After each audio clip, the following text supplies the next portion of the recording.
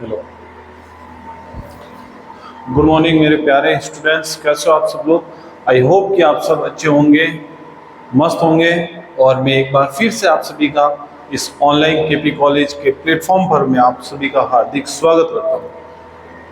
आज मैं आप लोगों के सामने जो हमारा कोर्स चल रहा है सेमेस्टर 4 इंग्लिश लिटरेचर के अंदर, उसकी आखिरी यूनिट जो यूनिट नंबर 5 है, उसी की एक जो नॉवेल हम पढ़ रहे थे, जो ड्रामा हम पढ़ रहे थे, उसी का सेकंड पार्ट लेकर आया हूँ। हमने पिछली क्लास में देखा था कि किस तरह से जो गिरीश कर्नाड है, उन्होंने कितना शानदार काम किया। उनके कुछ फेमस जो काम थे वो देखा हमने। गिरीश कर्नाड के कुछ जो इनके जीवन में इनकी उपलब्धियां थी उनको देखा हमने। और आज हम देखने जाएंगे जो हमारा प्ले है याति, ये इस बार नया जुड़ा है और ये हमारे भारतीय लेखक जो अंग्रेजी साहित्यज्ञ हैं गिरीश कर्नाड, जो कि विशेष करके एक कह सकते हैं कि एक क्षेत्रीय भाषा को आगे बढ़ाने वाले लेखक, जिनका नाम है गिरीश कर्नाड, जो कि कन्नड़ स्पेशली कन्नड़ साहित्य से बिलोंग करते हैं। लेकिन इन्होंने भारत के अंदर विशेष करके बहुत सारी इनकी जो कन्नड़ भाषा की जो कृतियां थी, उनको अलग अलग जो लैंग्वेजेस है, रीजनल लैंग्वेजेस को इन्होंने क्या किया, एक फोकस रखा। और इन्हें रिलीजियस लैंग्वेज जो ये अलग अलग जो भाषाएं हैं क्षेत्रीय, उनके लिए इनका जो योगदान है वो हमारे लिए आज भी काफी कह सकते हैं कि उच्च था। और इसके बदले में इनको काफी कुछ अच्छे अच्छे जो हमारे भारत के दूसरे तीसरे स्तर के जो पद्म भूषण है, पद्म विभूषण है, वैसे और ज्ञानपीठ जैसा साहित्यिक जो पुरस्कार है वो इन व्यक्ति को मिलता है। आज हम जो इस कक्षा के अंदर जो करने जा रहे हैं वो है हम इसका ही दूसरा पार्ट, जिसके अंदर हम इनके कैरेक्टर देखेंगे इस प्ले के, और उसके साथ ही इस प्ले का जो इंट्रोडक्शन है उसको भी हम यहाँ पर आज देखने की कोशिश करेंगे। सबसे पहले मैं आपको छोटा सा इंट्रोडक्शन दे दूं। ये पार्ट 2 की क्लास है, जिसके अंदर हम सेमेस्टर 4 को पढ़ रहे हैं, जो कि आपके लिए क्या है, अभी नया है। और उसके बाद जो ये सिलेबस हो रहा है वो JNU से रिलेटेड है, जो कि कहाँ पर है, जोधपुर के अंदर है, जो कि कहाँ पर है, जोधपुर के अंदर है। और ये जो हमारा सब्जेक्ट है वो है अंग्रेजी साहित्य, इंग्लिश लिटरेचर। और जो हमारा आज नॉवेल है या जो ड्रामा है हमारा यूनिट नंबर 5 के अंदर, वो है याति।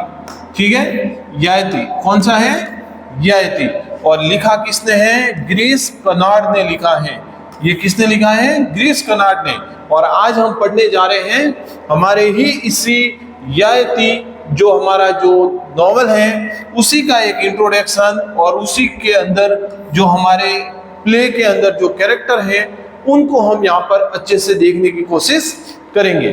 आप सभी इसी तरह से हमारे साथ बने रहिएगा, मेरी कक्षाओं को आप शेयर कीजिएगा, तो जाकि हमारे जो अंग्रेजी साहित्य के जो बच्चे हैं, क्योंकि ये होता है कि हमारे लिटरेचर की बहुत कम क्लासें यूट्यूब के ऊपर सिलेबस वाइज अवेलेबल होती है, तो मेरी तरफ से ये जो एक कोशिश है इसको सफल तभी होगी जब आप क्या करोगे, मेरी इन्हीं कक्षाओं को हमारे जिस जो बच्चे हैं अंग्रेजी साहित्य के जो जरूरतमंद बच्चे हैं उन तक क्या करोगे, पहुंचाओगे। और आप सभी का अभी तक जितने भी हमारे सेमेस्टर की रिकॉर्डिंग हुई है, जो क्लासें मैंने यहाँ ली है, सेमेस्टर 1, सेमेस्टर 2, सेमेस्टर 3 और अभी ये सेमेस्टर 4 सक्सेसफुली, ये हमारा सेकंड लास्ट वीडियो है। एक वीडियो हमारा अगली क्लास में आएगा और उसी के साथ हमारा क्या हो जाएगा, सिलेबस समाप्त हो जाएगा। ऐसे ही मैं आगे जो सेमेस्टर 5 होगा उसका भी वीडियो मैं आपके सामने लेकर आऊंगा, क्लासें लेकर आऊंगा। लेकिन ये तभी हो पाएगा जब आप क्या करोगे, जिस तरह से आप फर्स्ट सेमेस्टर से सेकंड सेमेस्टर, थर्ड सेमेस्टर मेरा मनोबल आप बढ़ाते चल रहे हो, वैसे ही इस सेमेस्टर के अंदर भी आप जिस तरह से मुझे कह सकते हो कि एक सपोर्ट कर रहे हो, उसी तरह से मैं और अच्छी कोशिश करके आऊंगा सेमेस्टर 5 के अंदर, और आपका प्यार इसी तरह से बना रहे। अब हम अपना टाइम वेस्ट ना करके हम क्या करें, सीधा चलते हैं इंट्रोडक्शन के ऊपर। सबसे पहले हम देखते हैं याति is a renowned play written by famous Indian playwright Girish Karnad. ये जो याति है ये एक फेमस क्या है, एक renowned मतलब एक महाभारत का एक पूर्ण व्याख्यात कहानी है, जो कि क्या है, हमारे जो गिरीश कर्नाड है, एक अच्छे लेखक हैं, उन्होंने क्या किया है, लिखा है। फिर इट वॉज मतलब एक कहते हैं ना, एक पूरी तरह से एक बैलेंस के साथ उन्होंने इस प्ले को लिखा है। उस कहानी को इन्होंने क्या किया, रीमेक किया है। आपको पता है कि बहुत सारी ऐसी साउथ की मूवी है जो बॉलीवुड वाले क्या करते हैं, उसको रीमेक करते हैं, कॉपी करने की कोशिश करते हैं। तो वही काम हमारे यहाँ पर याति के रूप में जो हमारी जो ये कह सकते हैं कि जो भारतीय नाटककार है, जो गिरीश कर्नाड, उन्होंने एक ये जो प्रसिद्ध नाटक है, जो बड़ा ही क्या है, ख्याति प्राप्त है, जो बड़ा ही क्या है, फेमस है, उसको इन्होंने लिखने की कोशिश की है। It was first publish in 1961 के अंदर क्या है, ये पब्लिश होता है। And it is considered one of the Karnad significant work. और ये ऐसा माना जाता है, जो गिरीश कर्नाड है उनका बहुत ही फेमस जो और सक्सेसफुली जो काम है, उसमें से एक इसको भी माना जाता है। It is in A Kannada literature. ये जो वर्क इन्होंने लिखा था, यह थी, ये सबसे पहले जब इन्होंने लिखा तो कन्नड़ लिटरेचर के अंदर लिखा था, कन्नड़ लैंग्वेज के अंदर इन्होंने क्या किया था, इसको लिखा था। लेकिन बाद में क्या हुआ, जैसे जैसे मैंने कहा ना कि ये रीजनल लैंग्वेज को सपोर्ट करते थे, तो इन्होंने ट्रांसलेट करवाया हिंदी के अंदर, हिंदी से इंग्लिश में हुआ, तो वैसे ही अलग अलग लैंग्वेज के अंदर इन्होंने क्या किया, अपने ही इस प्ले को ट्रांसफर किया। एंड इट फिर देखो कि the play is a modern reinterpretation of a well known story from the Mahabharata. और ये जो प्ले है, ये वर्तमान के जो मॉडर्न कह सकते हैं कि जो वर्तमान की जो मॉडर्न जो दुनिया है, उसी का क्या है, एक मिला जुला रूप है, जिसको कहाँ से लिया गया है, अपने महाभारत से लिया गया है। ये जो प्ले है, ये जो नाटक है, वो महाभारत की एक प्रसिद्ध कहानी है, उसी का क्या है, पुनर्व्याख्यात है, उसी से ये क्या है, इसको इस कहानी में लिया गया है। इस कहानी को वहां से इस कह सकते हैं इस प्ले के अंदर लिया गया है। फिर देखते हैं द सेंट्रल कैरेक्टर, इसका जो मेन कैरेक्टर है वो कौन है, king Yayati. King Yayati is a powerful ruler. ये बड़े ही एक शक्तिशाली शासक थे। हु डिजायर्स, उनकी एक इच्छा थी, क्या इच्छा थी, कि उनका जो इंटरनल यूथ, क्योंकि क्या है internal youth, and makes a pact with his son. वो चाहते थे कि मेरे अंदर जो युवा अवस्था है वो वापिस आए, ठीक है।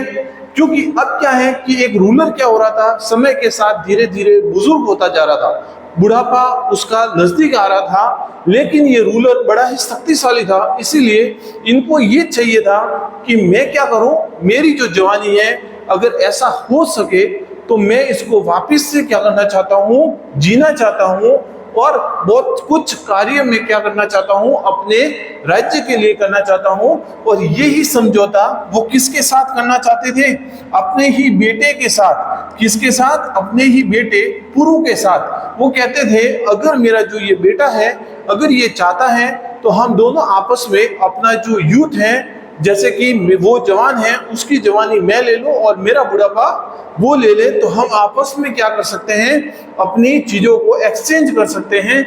ऐसी उनके दिमाग में एक सोच आती है, किसके, किंग यायति के, to exchange his old age, कि वो अपने बुढ़ापे को किसके साथ चेंज कर दें, उसके बेटे के साथ। And this play explore theme of A power. और यही प्ले क्या करता है, थीम जो एक्सप्लोर करता है किस चीज की, एक बड़े ही शक्तिशाली व्यक्ति की, उसकी इच्छा की, and the consequence of the human folly, और उसके इस पागलपन की, उसके इस पागलपन की। क्योंकि आपको पता है कभी भी गया हुआ समय वापस नहीं आता, क्योंकि हमने देखा है ऐसी कई सारी चीजें हैं, क्योंकि बड़े बड़े, क्योंकि मृत्यु क्या है, एक शाश्वत है। आपको एक ना एक दिन क्या होगा, मृत्यु के घर जाना ही पड़ेगा। तो इस राजा को ये लग रहा है कि वो क्या करेगा, अपना ही जो ये बुढ़ापा है वो अपने बेटे के साथ क्या करे, चेंज कर दे। तो ऐसे ही ह्यूमन फोली, मूर्खतापूर्ण जो उसका व्यवहार है, वो हमें इस प्ले के अंदर देखने को मिलेगा। It also delves into the complexity of a familial relationship, इसके अंदर एक पारिवारिक जो रिश्ता होता है, एक परिवार के अंदर जो फैमिलियल जो रिलेशनशिप होता है उसके बारे में यहाँ दर्शाया गया है। And particular between fathers and son, और विशेष करके एक पिता और पुत्र के बीच में किस तरह का एक परिवार के अंदर एक रिलेशन होता है, उस रिलेशन को हमारे किंग मतलब ये जो हमारे गिरीश कर्नाड है, इन्होंने अपने इस प्ले के अंदर, ययाति के अंदर बताया है। The play challenge traditional value and A present A moral dilemma. ये जो प्ले है इसके अंदर हमें एक चुनौती देखने को मिलती है, वो है ट्रेडिशनल वैल्यू, जो पारंपरिक जो हमारे जो वैल्यूज हैं उनको देखने को मिलता है, और प्रेजेंट ए मॉरल, और क्या है, एक नैतिक डिलेमा, एक नैतिक द्वंद्व जो कि हमें इस प्ले के द्वारा देखने को मिलता है। उसके साथ ही where Yayati unreachable thrust for a youth lead, और याति चाहता है कि मुझे क्या मिले, ये जवानी मुझे वापस मिले, वो क्योंकि उसकी एक जो प्यास है वो चाहता है कि मेरे अंदर वापस से जवानी आए, और मैं क्या करूं, इसको लीड करूं a serious of A ethical and emotional conflict. और उसी के साथ वो कहता है कि एक बार मुझे ये वापस अगर मिल जाए तो मैं क्या करूंगा, अपनी जो युवा अवस्था की एक अतृप्त जो प्यास है, जो नैतिक जो भावनाएं हैं, वो संघर्षों की एक श्रृंखला को वो क्या करना चाहता है, जन्म देना चाहता है। वो चाहता है कि मैं उस मेरे जो नैतिक जो भाव थे, जो मेरी जो नैतिक एक जो श्रृंखला थी, उस चीजों को मैं क्या कर सकूं, एक बार फिर से जगाना चाहता हूं अपने अंदर। इसीलिए वो क्या चाहता है कि मेरी जो बुढ़ापा है, मेरा जो ओल्ड एज है, वो क्या हो जाए, एक्सचेंज हो जाए, अगर ऐसा पॉसिबल है। ठीक है, फिर देखो, थ्रू दिस ट्रेजिक येट, इस घटना के बाद थॉट प्रोवोकिंग नैरेटिव, जो हमारे विचारों में जो चीजें आती हैं, कर्नाड रेज क्वेश्चन, कर्नाड क्या करता है, क्वेश्चन करता है about a human nature, human की जो प्रकृति है उसके ऊपर, the fleeting nature of A life, जो कि हमारे जीवन के लिए क्या है, ये नेचर किस तरह से एक इंपॉर्टेंट रोल निभाता है, and the consequence of our choice, और हमारी जो इच्छाएं होती हैं उससे रिलेटेड, क्योंकि आपको पता है कि हम एक मानव है, और मानव के अंदर इतनी सारी इच्छाएं होती हैं जो क्या होती है, हर दिन नया जन्म लेती है। इसीलिए जो नेचर है, नेचर के अंदर जो चीजें पॉसिबल है वो ही चीजें क्या है, हमारे सामने आ सकती हैं। अदरवाइज जो नेचर में पॉसिबल नहीं है, वो कभी भी चीजें हम अपनी इच्छा के मुताबिक भी क्या है, उन चीजों को हम प्राप्त नहीं कर सकते। And the consequence of our choice overall, Yayati is a both philosophical explorations and a critique of a social and a familial norms. अब यहाँ पर ये पता चलता है कि जो याति है वो दार्शनिक रूप से क्या है, एक क्रिटिक है, और वो इस समाज के अंदर क्या करना चाहता है, और इस परिवार के जो नॉर्म्स हैं, जो उसके जो नियम कायदे हैं, उन सबको वो एक बार क्या करता है, साइड में रखता है। And it seems like you are referring to Yayati, a play by Girish Karnad, a prominent Indian playwright, जो कि अब इसी के अंदर हमें ये पता चलता है कि जो हम ये चीजें पढ़ने जा रहे हैं, ये किस चीज, ये कौन से प्ले के अंदर देख रहे हैं हम, याति के अंदर, जो कि किसके द्वारा लिखा गया है, गिरीश कर्नाड के द्वारा। और वो क्या है, एक इंडियन प्रोमिनेंट प्लेराइट है, जो कि एक इंडियन काफी खूबसूरत एक लेखक है, जिसके द्वारा हमें ये सारी चीजें सीखने को मिलेगी, और हम इन सारी चीजों को क्या करेंगे, यहाँ पर इस याति के अंदर, इस प्ले के अंदर क्या करेंगे, पढ़ेंगे। उसके बाद देखो हम चलते हैं आगे। This play delves into the theme of a desire. इस प्ले के अंदर हमें जो चीजें देखने को मिलेंगी थीम के तौर पर विशेष करके, वो है एक तो इच्छा, फेट है, and the consequence of a choice, और हमारी जो इच्छाएं हैं, जो दमित इच्छाएं हैं, जो हमारे विकल्पों का परिणाम है, वो हमारे भाग्य है, उन सभी चीजों को हम क्या करेंगे, यहाँ पर देखेंगे। याति द सेंट्रल कैरेक्टर, इसके अंदर जो याति है वो राजा एक सेंट्रल कैरेक्टर है, the king of a Hindu mythology, and who is curse with the old age, जिसको क्या है, हमारे एक हिंदू मिथोलॉजी के अनुसार उसको क्या है, वो श्रापित है अपने बुढ़ापे के कारण।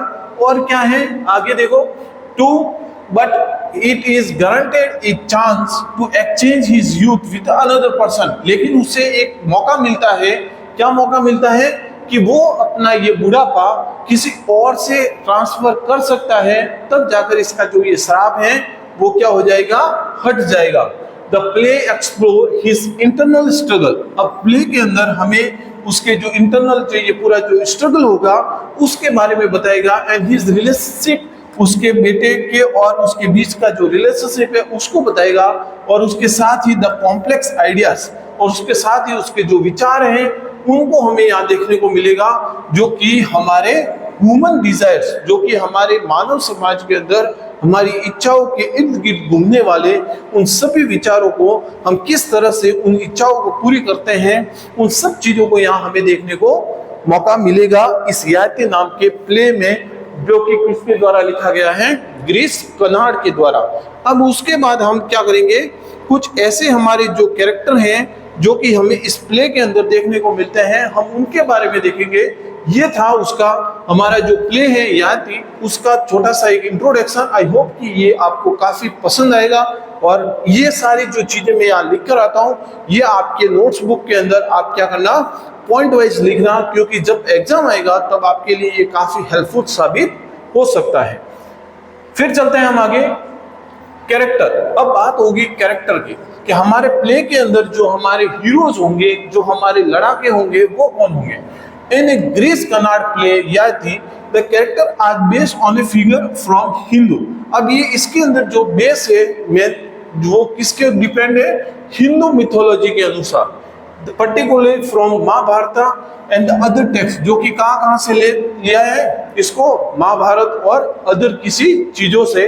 And the main character included, और कुछ जो इंपॉर्टेंट जो कैरेक्टर हैं जो कि मैं आपके सामने लेकर आया हूं, ये माना गया है कि इस याति में हमारे जितने भी कैरेक्टर हैं वो महाभारत से लिए गए हैं कहीं कहीं, और कहीं कहीं बाहर से लिए गए हैं, जो कि इससे कहीं ना कहीं क्या है, रिलेटेड है। ठीक है, सबसे पहला जो व्यक्ति होगा वो खुद याति होगा, जो कि कौन है, द सेंट्रल कैरेक्टर, जो कि क्या है, एक सेंट्रल कैरेक्टर है, एक किंग है, who is guaranteed the boon of a eternal youth, जो कि क्या है, एक guaranteed है boon of a eternal youth, but at the cost of a aging somewhere else in his place। अब क्या है कि जो याति है वो चाहता है, क्या चाहता है कि वो खुद क्या हो, जवान हो, लेकिन वो एक राजा है जो कि क्या है, उसे चिर युवा होने पर क्या मिल रहा है, उसको वरदान दिया जाता है, लेकिन उसकी जो कीमत है वो उसको क्या करना पड़ेगा, किसी और को उसका बुढ़ापा देकर चुकानी होगी, किसी और को उसकी जगह पर रखकर क्या करना पड़ेगा, उसको ये चीजें प्राप्त करनी होगी। मतलब उसके बुढ़ापे को किसी और व्यक्ति को ट्रांसफर करना होगा, और उसकी जवानी वो खुद ले सकता है, ऐसा उसको क्या मिला था, एक आशीर्वाद मिला था।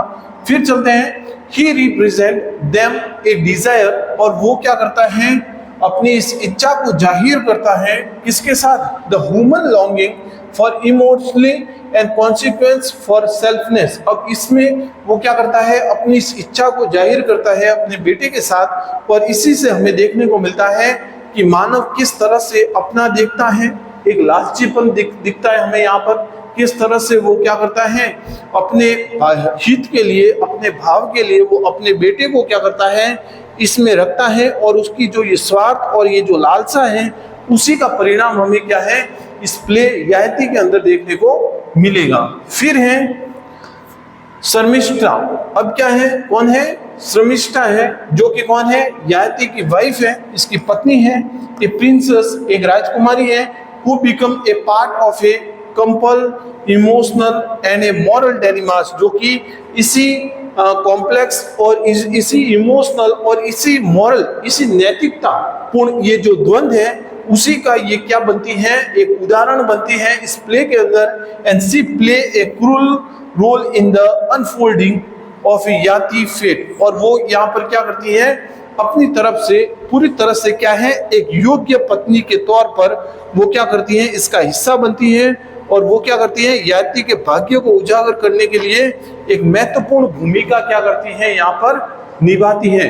वो यहाँ पर कैसा एक रोल निभाती हैं, एक क्यूरल रोल निभाती है, एक इंपॉर्टेंट रोल निभाती है, ताकि क्या हो, याति को उसकी जो जवानी है वो फिर से उसको मिल जाए, इसका सपोर्ट करती है। कारण क्या है, क्योंकि ये इसकी पत्नी है, इसीलिए इसको क्या करना पड़ेगा, सपोर्ट करना पड़ेगा।